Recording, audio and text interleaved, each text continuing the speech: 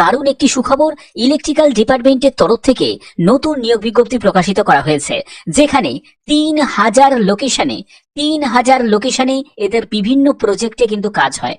এবার এই যে নিয়োগের জন্য কারা কারা আবেদন করতে পারবে, এখানে কিন্তু বিভিন্ন পোস্ট আছে, বিভিন্ন পোস্টের জন্য বিভিন্ন রকম যোগ্যতা আছে।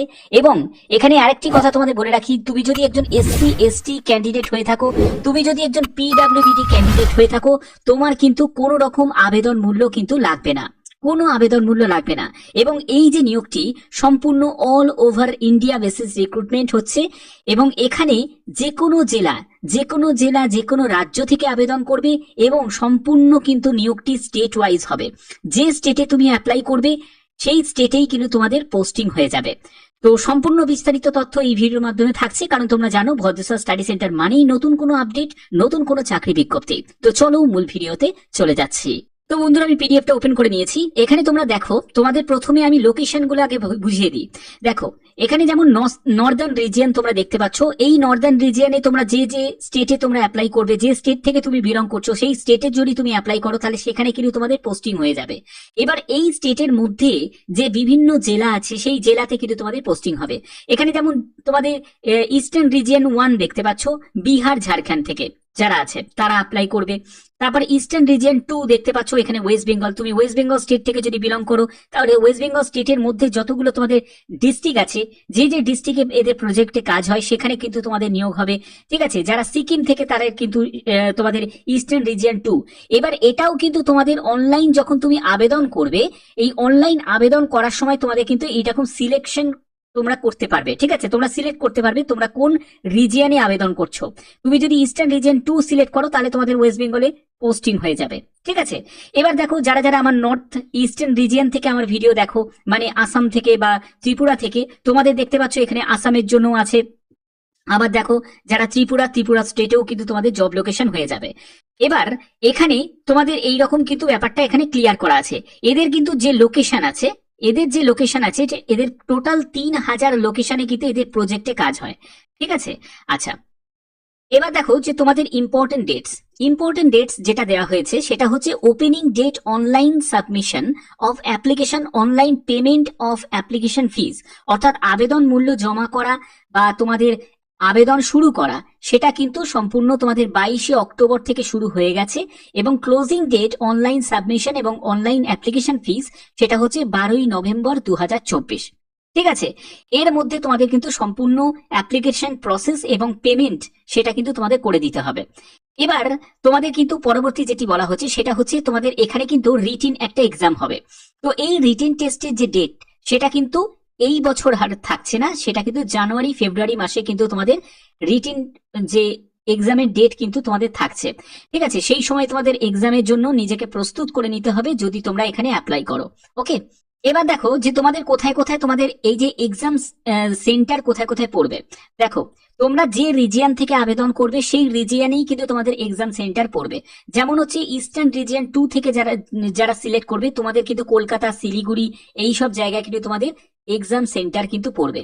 ঠিক আছে, যারা যারা তোমরা আসাম থেকে আবেদন করবে, ঠিক আছে, তাদের কিন্তু এখানে গুয়াহাটি, ডিব্রুগড়, শিলং এই সব জায়গায় তোমাদের কিন্তু পড়বে। কিন্তু একটা কথা মনে রাখবে, যারা যারা ত্রিপুরা থেকে আবেদন করবে তাদের কিন্তু ত্রিপুরার মানে আগরতলাতে কিন্তু এক্সাম সেন্টার পড়বে না। তোমরা চাইলে কিন্তু ইস্টার্ন রিজিয়নে সিলেক্ট করে তোমরা কলকাতাতেও কিন্তু তোমাদের সেন্টার নিয়ে নিতে পারো, অথবা তোমরা যদি নর্থ ইস্টার্ন রিজিয়ন যদি সিলেক্ট করো, তাহলে কিন্তু তোমাদের ত্রিপুরাবাসী যারা আছো তারা কিন্তু এই শিলং, গুয়াহাটি বা ডিব্রুগড় এই 3 জায়গার মধ্যে কিন্তু তোমরা এক্সাম সেন্টার পাবে। ব্যাপারটা বোঝা গেল? আচ্ছা, তোমাদের যে নিয়োগটি করা হচ্ছে সেটা পাওয়ার গ্রিডের তরফ থেকে এই নিয়োগটি করা হচ্ছে। এখানে কিন্তু সম্পূর্ণ গভর্নমেন্ট অফ ইন্ডিয়া এন্টারপ্রাইজ তোমরা দেখতে পাচ্ছ, অর্থাৎ এটা কিন্তু নবরত্নের মধ্যে পড়ছে। এবং তোমাদের এখানে যে বিভিন্ন কিন্তু ভ্যাকেন্সি দেয়া আছে, এখানে টেকনিক্যাল জন্য শূন্যপদ দেয়া আছে। আবার যারা নন টেকনিক্যাল ব্যাকগ্রাউন্ড যারা ব্যাকগ্রাউন্ড থেকে আছো তাদের জন্য কিন্তু শূন্যপদ দেয়া আছে। টোটাল শূন্যপদ হচ্ছে 802টি মতো। এবং এখানে তোমরা দেখতে পাচ্ছ এখানে কিন্তু ৩,০০০ লোকেশনে কিন্তু বিস্তৃত আছে পাওয়ার গ্রিডে যে বিভিন্ন প্রজেক্টে এদের কিন্তু লোকেশনে কাজ হয়। তোমাদের কিন্তু তোমরা যে রিজিয়নে আবেদন করেছো সেই রিজিয়নে তোমাদের কিন্তু শূন্যপদ দেখতে হবে। ঠিক আছে, এবার হচ্ছে যে বিভিন্ন ডিপার্টমেন্ট আছে, এবং এখানে যারা যারা PWBD যারা ক্যাটাগরি থেকে তোমরা বিলং করছো তারাও কিন্তু এখানে অ্যাপ্লাই করতে পারবে। এখানে তোমাদের যে আবেদন করার জন্য তোমাদের কি কি প্রসিডিওর অবলম্বন করতে হবে সেগুলো আমি তোমাদের ক্লিয়ার করব। তার আগে তোমাদের দেখিয়ে দিই যে এখানে কোয়ালিফিকেশন কি প্রয়োজন। দেখো, তোমরা যারা ডিটিই তে যারা আবেদন করবে, মানে ইলেকট্রিক্যালে যারা আবেদন করবে, তাদের ক্ষেত্রে 3 বছরের তোমার যদি রেগুলার কোনো ডিপ্লোমা মানে পলিটেকনিক ডিপ্লোমা যদি করা থাকে ইলেকট্রিক্যাল বা ইলেকট্রিক্যাল পাওয়ার বা ইলেকট্রনিক্স নিয়ে, তাহলে কিন্তু অ্যাপ্লাই করতে পারবে। 70% মার্কস কিন্তু জেনারেল ওবিসি ক্যান্ডিডেটদের বা ইডাব্লিউএস দের দরকার। আর এসসি এসটি পিডাব্লিউবিডি দের ক্ষেত্রে জাস্ট পাস হলেই তারা কিন্তু অ্যাপ্লাই করতে পারবে। ডিটিসি তে দেখো, ডিটিসি তে হচ্ছে সিভিল ইঞ্জিনিয়ারিং। এখানে তোমাদের ক্যাটাগরি ক্ষেত্রেও এখানেও কিন্তু ডিপ্লোমা যোগ্যতা চাওয়া হয়েছে। যারা এইচআর পদের জন্য এখানে দেখো তোমাদের গ্র্যাজুয়েশন রেগুলার ডিগ্রি মানে বিবিএ বিবিএম এগুলো নিয়ে তোমার বা বিবিএস নিয়ে তোমরা যদি গ্র্যাজুয়েশন করা থাকে, এটা কিন্তু নন টেকনিক্যাল, এটা তোমাদের নন টেকনিক্যাল ক্যাটাগরি। এখানে দেখো তোমাদের যদি এই যোগ্যতা থাকে, 60% নাম্বার নিয়ে তুমি যদি পাশ করে থাকো, তাহলে তুমি এখানে অ্যাপ্লাই করতে পারবে। এর পরবর্তী হচ্ছে তোমাদের ফিনান্সিয়াল এবং অ্যাকাউন্টস ডিপার্টমেন্টের। দেখো এখানেও কিন্তু সিএ সিএমএ যদি তোমাদের ডিগ্রি থাকে, তোমরা এখানে অ্যাপ্লাই করতে পারবে। তারপরে দেখো তোমাদের অ্যাসিস্ট্যান্ট ট্রেনির জন্য দেখো এখানেও কিন্তু তোমাদের অ্যাকাউন্টসে নিয়োগ করা হচ্ছে। সেখানে যদি তোমার বিকম যদি তুমি পাস করে থাকো 60% নাম্বার নিয়ে, তুমি যদি জেনারেল ওবিসি বা ইডাব্লিউএস ক্যাটাগরি থেকে হয়ে থাকো, তাহলে তুমি এখানে অ্যাপ্লাই করতে পারবে। আর যাদের এসসি এসটি যারা পিডাব্লিউবিডি ক্যাটাগরি থেকে আছে, তারা শুধুমাত্র পাস করলেই কিন্তু অ্যাপ্লাই করতে পারবে। তো এইগুলো হচ্ছে তোমাদের বিভিন্ন যোগ্যতা দেয়া আছে। এখানে এজের ব্যাপারটা যদি যাই, এজ হচ্ছে তোমাদের এজের ব্যাপারটা দেখো, এজ হচ্ছে তোমাদের যারা ইউআর ক্যাটাগরি থেকে বিলং করছো, তাদের জন্য বয়স হচ্ছে 18 থেকে 27 বছর। ওকে, তুমি যদি একজন ওবিসি ক্যান্ডিডেট হয়ে থাকো, তোমার 3 বছরের ছাড়, অর্থাৎ তোমার ক্ষেত্রে বয়স হয়ে যাবে 18 থেকে 30 বছর হয়ে যাবে। আর তুমি যদি এসসি এসটি ক্যান্ডিডেট হয়ে থাকো, তাহলে তোমার ক্ষেত্রে বয়স হয়ে যাবে 18 থেকে 32 বছর। এবং যারা পিডাব্লিউবিডি বা এক্স সার্ভিসম্যান যারা আছো, তাদের জন্য যথারীতি কিন্তু এজ রিল্যাক্সেশন আছে, যেরকম গভর্নমেন্ট রুলস অনুযায়ী থাকে সেরকমই কিন্তু তোমাদের আছে। সিলেকশন প্রসেসের দিকে যদি যাও, দেখো সিলেকশন প্রসেস তোমাদের এই যে পোস্টগুলো, যেগুলো ইঞ্জিনিয়ারিং পোস্ট, সিভিল যে পোস্টগুলো, সেগুলো তোমাদের রিটেন টেস্ট হবে আর কম্পিউটার টেস্ট হবে। আর যারা নন টেকনিক্যাল পোস্টের জন্য যারা আবেদন করবে, তাদের ক্ষেত্রে দেখো রিটেন টেস্ট হবে, তারপরে কম্পিউটার বেসড যে টেস্ট সেটা তোমাদের হচ্ছে, এবং তারপরে তোমাদের যেটা হবে কম্পিউটার স্কিল টেস্ট কিন্তু তোমাদের হবে। ঠিক আছে, এগুলো কিন্তু সম্পূর্ণ এই যে কম্পিউটার স্কিল টেস্ট, এটা কিন্তু কোয়ালিফাইং নেচার, এর কিন্তু কোনো নাম্বার কিন্তু যুক্ত হবে না। এবার হচ্ছে তোমাদের রিটেন টেস্টের যে সিলেবাসটা কি থাকছে। সিলেবাসে প্রথমত তোমাদের 2 ঘন্টা কিন্তু তোমরা সময় পাচ্ছ। যারা পিডাব্লিউবিডি ক্যাটাগরি থেকে যারা থাকবে, তারা কিন্তু এক্সট্রা টাইম পাবে, কিন্তু নর্মালি যারা ক্যান্ডিডেট তারা কিন্তু 2 ঘন্টা সময় পাবে। এবার এখানে 120টা কোশ্চেন থাকবে, দেখতেই পাচ্ছ, টেকনিক্যাল নলেজের ওপর বা এইসব প্রফেশনাল নলেজের ওপর, এগুলোর ওপর প্রশ্ন থাকবে। 50 কোশ্চেন থাকবে অ্যাপটিটিউড টেস্টের ওপর। তো 170 কিন্তু কোশ্চেন তোমাদের থাকবে, প্রতিটা প্রশ্নের মান হচ্ছে 1 করে। এবার নেগেটিভ মার্কিং 1/4 নেগেটিভ মার্কিং থাকবে।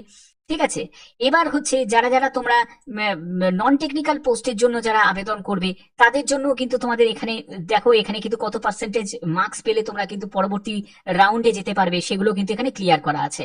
এরপরে দেখো কম্পিউটার স্কিল টেস্ট, এখানেও কিন্তু দেখো বলা হয়েছে যে qualifying in nature, qualifying marks in test shall be 50% যে হচ্ছে আনরিজার্ভ ইডাব্লিউএস ক্যাটাগরিদের জন্য, আর 40% হচ্ছে রিজার্ভ ক্যাটাগরিদের জন্য, মানে এসসি এসটি ওবিসি তাদের জন্য কিন্তু থাকবে। এখানে তোমাদের যে আবেদন করতে গেলে অবশ্যই তোমাদের অফিসিয়াল ওয়েবসাইটে ভিজিট করতে হবে, এর লিংক আমি ডেসক্রিপশনে দিয়ে দেবো, তোমরা দেখতেই পাচ্ছ। সেখানে কিন্তু কেরিয়ার সেকশনে গিয়ে জব অপরচুনিটিজ ওপেনিং সেকশনে যাবে। প্রথমে তোমাদের রিজিয়ন কিন্তু চুজ করতে হবে, অর্থাৎ যে রিজিয়নে তুমি অ্যাপ্লাই করছো সেই রিজিয়ন তোমাকে কিন্তু চুজ করতে হবে। এখানে তোমাদের ফার্দার যাবতীয় কমিউনিকেশন সেটা কিন্তু ইমেলের মাধ্যমে বা তোমাদের এসএমএস এর মাধ্যমে জানানো হবে। তার জন্য অবশ্যই কিন্তু যখন আবেদন করবে, তখন ভ্যালিড তোমাদের ডকুমেন্টস কিন্তু তোমাদের আপলোড করতে হবে, এবং যে ডেটা তুমি ইনপুট করবে সেটা সঠিকভাবে ইনপুট করবে। ঠিক আছে, প্রিন্ট আউট কিন্তু তোমাদের রেখে দিতে হবে অ্যাপ্লিকেশন করার পরে, অনলাইন অ্যাপ্লিকেশন করার পরে তার প্রিন্ট আউটটা কিন্তু রেখে দেবে, কারণ পরবর্তী যখন তুমি ডিভিতে যাবে তখন কিন্তু সেটা প্রয়োজন হবে। দেখতেই পাচ্ছ, at the time of document verification note down user ID এবং পাসওয়ার্ড, যেটা তুমি জেনারেট করেছো অনলাইন রেজিস্ট্রেশনের সময়, সেটা কিন্তু প্রয়োজন হবে। এরপরে দেখো এখানে legal copies of document submit online application, সেটা তোমাদের কিন্তু যখন ডকুমেন্ট ভেরিফিকেশন হবে সেইগুলো কিন্তু প্রয়োজন হবে। এবং এই ডকুমেন্টস গুলো কিন্তু যখন তোমাদের আপলোড মানে অনলাইন আবেদন করবে, তখনও কিন্তু তোমাকে আপলোড করতে হবে। কি কি ডকুমেন্টস লাগছে, যেটা হচ্ছে রিসেন্ট পাসপোর্ট সাইজের ফটোগ্রাফ লাগবে, যেটা 50 কেবির মধ্যে কিন্তু হতে হবে জেপিজি ফরম্যাটে। তারপরে সিগনেচার ব্লু অথবা ব্ল্যাক ইঙ্কে তুমি সই করবে। 50 কেবির মধ্যে দেখতে পাচ্ছ জেপিইজি ফরম্যাটে ডেট অফ বার্থের প্রুফ হিসাবে মাধ্যমিক বা তোমাদের বার্থ সার্টিফিকেট, মাধ্যমিকের তোমার সার্টিফিকেট হলেও হবে বা বার্থ সার্টিফিকেট হলেও হবে, সেটা কিন্তু 3 MBর মধ্যে হতে হবে পিডিএফ ফরম্যাটে। ঠিক আছে, যে ফরম্যাটগুলো যা দেওয়া আছে সেগুলো কিন্তু তোমাকে ফলো করতে হবে। কোয়ালিফিকেশন সার্টিফিকেট একদম মার্কশিটের যে অল ইয়ার্স এর যে সেমিস্টারের যে মার্কস যেগুলো আছে সেগুলো কিন্তু তোমাদের দিতে হবে। সেগুলো কিন্তু 10 MBর মধ্যে পিডিএফ ফরম্যাটে লাগবে। তারপরে তোমার যদি এনওসি যদি থাকে সেটা তোমাদের দেবে, এবং যাদের নেই তাদের কিন্তু এটা প্রয়োজন কিছু নেই, যারা গভর্নমেন্ট কোন সেক্টরে যারা কাজ করছে তাদের জন্য এটা। এরপর হচ্ছে কাস্ট সার্টিফিকেট, যারা তোমরা এসসি এসটি থেকে বিলং করছো তোমাদের কিন্তু কাস্ট সার্টিফিকেট, যেটা গভর্নমেন্ট অফ ইন্ডিয়া দেখতেই পাচ্ছ, সেন্ট্রাল সার্টিফিকেট কিন্তু প্রয়োজন 3 MBর মধ্যে পিডিএফ ফরম্যাটে। পিডব্লিউবিডি সার্টিফিকেট সেটাও কিন্তু তোমাদের লাগবে যারা পিডব্লিউবিডি থেকে বিলং করছো। ঠিক আছে, তারপরে হচ্ছে তোমাদের ফটো আইডি, সেটাও কিন্তু প্রয়োজন, সেটা 3 MBর মধ্যে, যেটা তোমাদের রিকোয়ার্ড আছে। এর পরবর্তী তোমাদের যদি ডিফেন্সের কিছু থাকে, তারপরে যদি তোমাদের আদার্স যদি কোনো সার্টিফিকেট থাকে সেটাও কিন্তু তোমাদের এখানে প্রয়োজন হবে। এগুলো কিন্তু সবই যখন তোমরা ডিভিতে যাবে, ডকুমেন্ট ভেরিফিকেশনে যাবে, এগুলো কিন্তু সব অরিজিনাল গুলো কিন্তু চেক করা হবে। ঠিক আছে, এখানে দেখো যারা যারা আবেদন করবে, এখানে কিছু জেনারেল ইনফরমেশন এন্ড ইনস্ট্রাকশন তোমাকে ফলো করতে হবে। ভারতীয় নাগরিক প্রত্যেকে আবেদন করতে পারবে। এজ তোমাকে 18 বছর তোমার হতেই হবে, ন্যূনতম বয়স হচ্ছে 18 বছর, আর সর্বোচ্চ বয়স তোমাদের বলেই দিলাম 27 বছরের মধ্যে হতে হবে। প্রফেশনাল তোমাদের এখানে এক্সট্রা কোনো কোয়ালিফিকেশনের কোনো প্রয়োজন নেই, যে যোগ্যতা যেগুলো বলা আছে সেই যোগ্যতা যদি তুমি থাকে তাহলে তুমি অবশ্যই এখানে আবেদন করতে পারবে। এখানে মাথায় রাখবে যেখানে তুমি আবেদন করবে যে কোনো একটি পোস্টেই কিন্তু তুমি সিলেক্ট করতে পারো। ঠিক আছে, একাধিক পোস্টে কিন্তু আবেদন করা যাবে না, এবং তোমাদের কিন্তু একাধিক আবেদনও কিন্তু করা যাবে না। ঠিক আছে, তাহলে কিন্তু দুটো ফর্মই কিন্তু তোমাদের রিজেক্ট হয়ে যাবে। এগুলো কিন্তু তোমাদের মাথায় রাখতে হবে অবশ্যই আবেদন করার আগে। এবার দেখো যে তোমাদের অ্যাপ্লিকেশন ফিস কত টাকা লাগছে। অ্যাপ্লিকেশন ফিস লাগবে যারা এসসি এসটি পিডব্লিউবিডি এক্স সার্ভিসম্যান যারা ক্যান্ডিডেট আছো তাদের ক্ষেত্রে কোনো রকম কিন্তু আবেদন মূল্য লাগবে না। তাহলে আবেদন মূল্য কাদের লাগবে, যারা ইউআর ক্যান্ডিডেট, যারা ওবিসি ক্যান্ডিডেট এবং যারা ইডব্লিউএস ক্যান্ডিডেট, তাদের ক্ষেত্রে 300 টাকা মতো আবেদন মূল্য লাগবে। যদি তুমি এই যে এই সব টেকনিক্যাল বা তোমাদের যদি এই নন টেকনিক্যালে আবেদন করো, শুধুমাত্র অ্যাসিস্ট্যান্ট ট্রেনির জন্য দেখতে পাচ্ছ সেখানে কিন্তু 200 টাকা মতো আবেদন মূল্য লাগছে। কিন্তু এসসি এসটি পিডব্লিউবিডি কোনো ক্যাটাগরির জন্যই কিন্তু আবেদন মূল্য লাগবে না। ওকে, এখানে দেখো যে তোমাদের বেতন কত টাকা থাকবে। এখানে বেতন হচ্ছে তোমাদের 24,000 টাকা থেকে শুরু হয়ে সেটা কিন্তু ইনক্রিজ হবে হয়ে তোমাদের মোটামুটি ভালোই কিন্তু এখানে বেতন থাকবে। 35,000 টাকা মতো তোমাদের শুরুতেই কিন্তু বেতন থাকবে, মানে সবকিছু অ্যালাউন্স কিন্তু মিলিয়ে, এটা শুরুতে বলছি। এবং এখানে তোমরা যারা অ্যাসিস্ট্যান্ট ট্রেনির জন্য, সেখানে কিন্তু বেতনটা একটু কম থাকবে, মানে সেখানে তোমাদের এই 33,000 টাকা মতো তোমাদের মাসিক বেতন থাকবে। তো এগুলো কিন্তু তোমাদের থাকছে, এবং সঙ্গে কিন্তু আরো অন্যান্য কিন্তু কম্পেনসেশন প্যাকেজ গুলো তোমাদের থাকবে, যেমন হচ্ছে ডিএ থাকবে, এইচআরএ থাকবে, বা তোমাদের বিভিন্ন রকম যেসব অ্যালাউন্স গুলো থাকবে সেগুলো কিন্তু তোমাদের এখানে থাকবে। ঠিক আছে, মেডিকেল অ্যালাউন্স থাকবে। তো এই সব হচ্ছে তোমাদের সম্পূর্ণ বিস্তারিত, যেগুলো যেগুলো তোমাদের এখানে কিন্তু ক্লিয়ার করা আছে। তো আশা করি এই ভিডিওর মাধ্যমে যে গুরুত্বপূর্ণ আপডেট আমার কাছে এসেছে সেগুলো তোমাদের কাছে সুন্দরভাবে স্টেপ বাই স্টেপ প্রত্যেকটি তথ্য তোমাদের কাছে ক্লিয়ার করলাম। যদি ভিডিওটা ভালো লাগে অতি অবশ্যই ভিডিওটাতে একটি লাইক করবে। এরকমই গুরুত্বপূর্ণ আপডেট পাওয়ার জন্য অবশ্যই কিন্তু চ্যানেলটাকে সাবস্ক্রাইব করে বেল আইকন অন করে রাখবে। তো এখনের মতো এইটুকুই, টাটা।